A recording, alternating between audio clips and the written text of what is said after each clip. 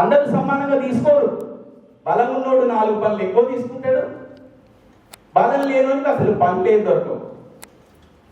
ఇది అసమానతను సృష్టించే విధంగా ఉంది. ఇది ఆర్టికల్ 14కి 15కి 16కి 17కి అసలు వర్తించేది కాదు.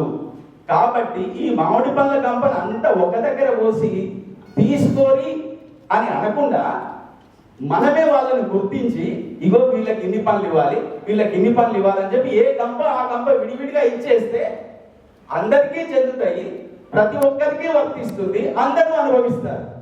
ఈ మామిడి పనులు మన రిజర్వేషన్లు కాబట్టి ఈ రిజర్వేషన్లు అనేవి ఉన్నవి కేటగరైజేషన్ చేసుకొని అందరికీ వర్తించే విధంగా తీసుకోవాలి అని గతంలో కూడా సుప్రీంకోర్టు చెప్పింది. మొన్న అదే విషయాన్ని మళ్ళీ పునరుద్ఘాటించింది. కాబట్టి ఈ విషయాన్ని మనం గుర్తుపెట్టుకొని ఎక్కడ కూడా రాజ్యాంగబద్ధంగానే సుప్రీంకోర్టు చెప్పింది. ఇక్కడ రైట్ టు ఆర్టికల్ 14 ప్రకారం కానీ ఆర్టికల్ 15 ప్రకారం 15 అంటే ఏంటి? ఆర్టికల్ 15 ఏంటి? వివక్ష చూపరాదు అని. ఎలాంటి ఏ లింగ భేద వర్గ వర్ణ కుల మత విచక్షణ చూపడానికి వీళ్ళేది ఆర్టికల్ 15. మన దగ్గర విచక్షణ లేదా? మాలలు మాదిగలు సమానమేనా? మనకు తెలియదా? మనం వాళ్ళని కలిసి కంచం పోతుందా? మనకేమన్నా మంచం పోతుందా? ఇంకేమైనా పోతుందా? ప్రేమించి పెళ్లి చేసుకుంటే చంపేస్తారు కదా. మరి ఏ రకంగా ఈక్వాలిటీ ఉంది అక్కడ? ఆర్టికల్ 15 ఎట్లా వర్తిస్తుంది? ఎలాంటి విచక్షణ లేకుండా ఉండాలి. కానీ ఇక్కడ బోలెడంత విచక్షణ ఉంది.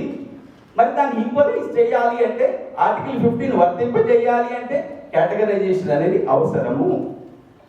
సో ఆర్టికల్ 16 అంతే. 16 ఏంటి? ఉద్యోగాల్లో సమానత్వం.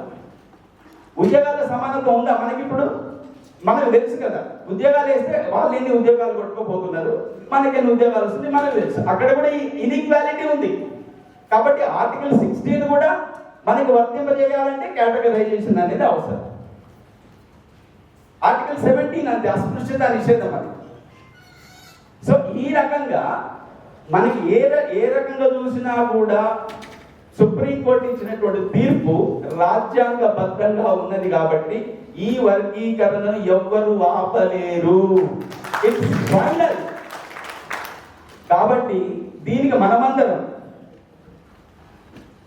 మన వంతుగా ఖచ్చితంగా శ్రీశ్రీ ఒక మాట చెప్పాడు, నేను సైతం ప్రపంచాగ్నికి సమితను ఒక్కటి ఆహుతి ఇచ్చాను అని.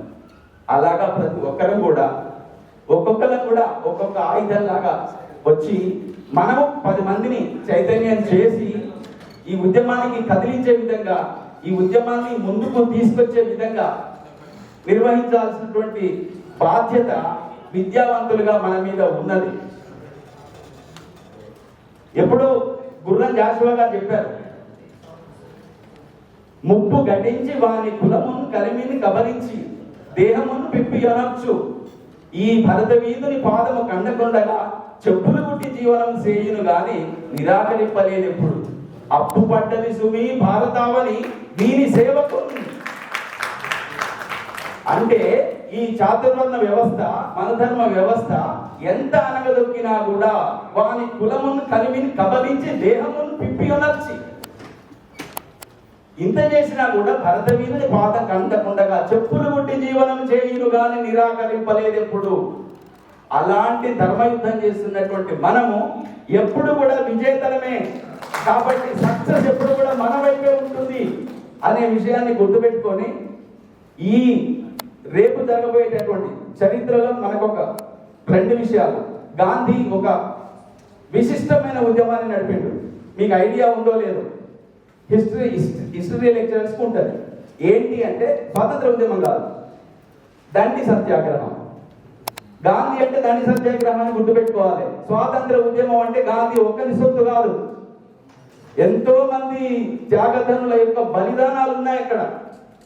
సో గాంధీ అంటే దండి ఉప్పు సత్యాగ్రహానికి నడిపించిండు జనాలందరినీ కూడా.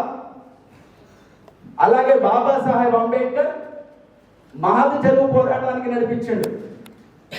ఒక పెద్ద యుద్ధాన్ని చేసిండు వీటి కోసం.